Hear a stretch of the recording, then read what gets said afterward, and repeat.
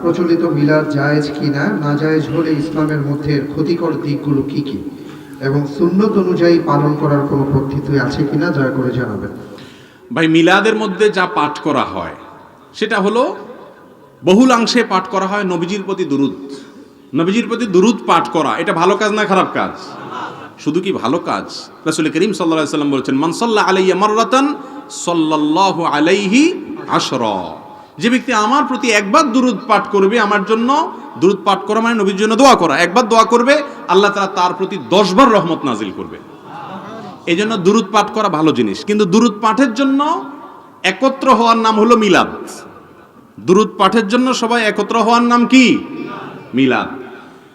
কোরআন এবং হাদিসে দুরূদ পাঠের আমলটাকে ইন্ডিভিজুয়াল আমল হিসাবে রাখা হয়েছে, এটা যার যার আমল, এটার জন্য একত্র হওয়ার কোনো প্রয়োজন।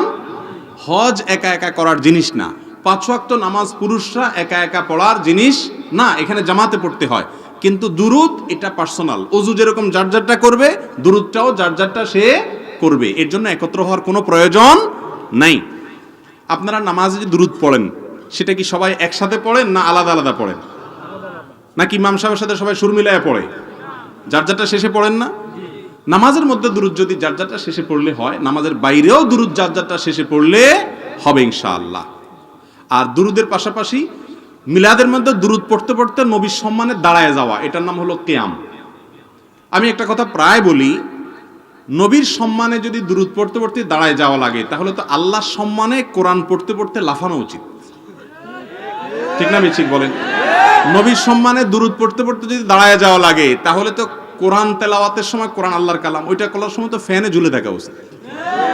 বোঝা গেল এগুলোর সাথে আসলে কোনো সম্মানের সম্পর্ক নাই। অনেক সময় দেখা যায় দাঁড়ায়, আবার সবাই গোল হইয়া দাঁড়ায়, মাঝখানে একটা চেয়ার বা বালিশ থাকে নবীজি এসে বসার জন্য, ঠিক না? ঠিক।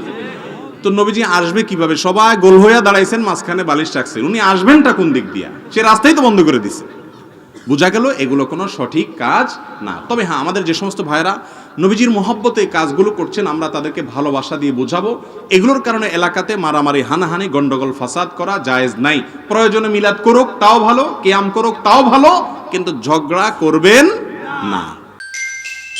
ইসলামিক লাইফ, জীবন গড়ুন কোরআন সুন্নাহর আলোকে।